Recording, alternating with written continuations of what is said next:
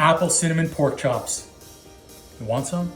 30% off, tastes 30% better. Watch this. Brown sugar, nutmeg, and cinnamon. I'm doing a little bit of olive oil here first. I find this way peeling using nice sizzle. I certainly use the side from wherever possible. We love sizzle of pork chops. So we're going to bring in our butter. We're almost set. Swirl, swirl, swirl. Next up, sugar, cinnamon, nutmeg. I always remember Ramsay saying, don't touch this too much. Quite a few here. Leave that nice sauce in there though. I'm going to leave enough for the pork chop. Just freaking figure it out.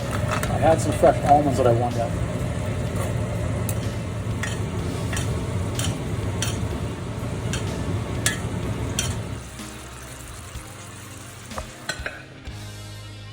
I'm going to give this a little bit of a profile here.